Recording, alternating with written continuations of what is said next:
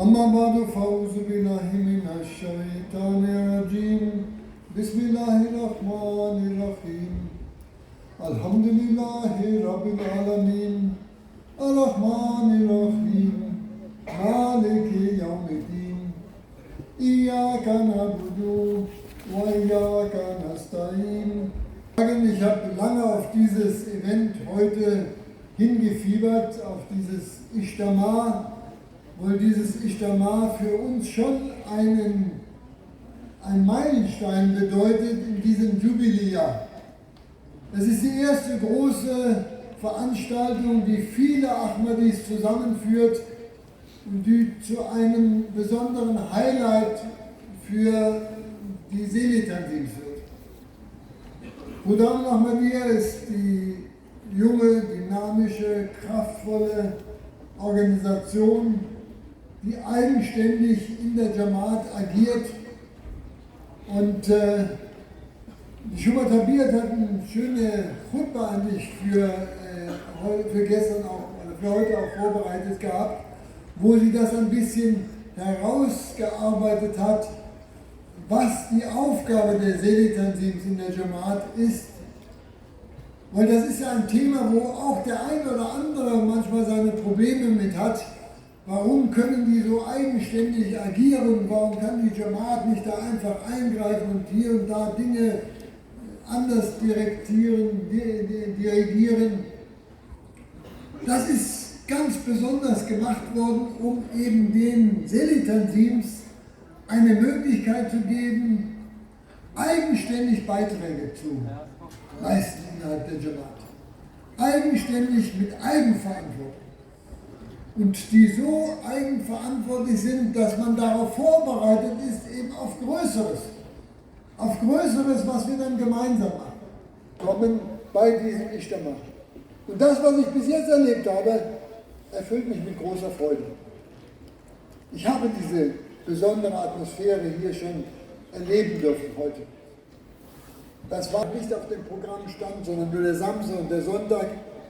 Wir sollten wieder dahin kommen, dass diese nationalen Events, die wir gemeinsam feiern, dieses Jahr werden wir auch ein nationales Waqf-e-Nau Ijtima feiern. Viele von Ihnen sind da, die gehören dazu als Väter, um zu einem besonderen Event zu machen. Ich sehe viele neue Gesichter an. Viele kommen auf mich zu und sagen, ich bin letzte Woche aus Pakistan gekommen, ich bin vor 3 Wochen, vor 6 Monaten gekommen. Ja?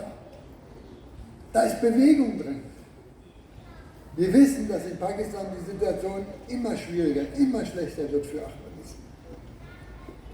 Und dass es so aussieht, als ob niemand diesem Volk helfen kann, wenn es nicht weiß, wie es sich selber helfen kann. Wir wissen, wie es sich helfen kann. Wer den Propheten der Zeit leugnet, der wird so eine Destination haben.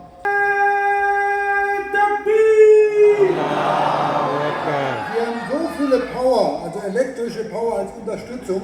Sie können mit ihrer Stimme etwas sparsamer umgehen. Ja? Dann kommt vielleicht mehr so ein Sound noch raus und mehr die Liebe raus, die da eigentlich dahinter stecken sollte. Ja? Und das Verlangen eben nach der Vereinigung mit Allah. Also vielleicht kann man da noch ein bisschen Abstimmungen machen. Ja?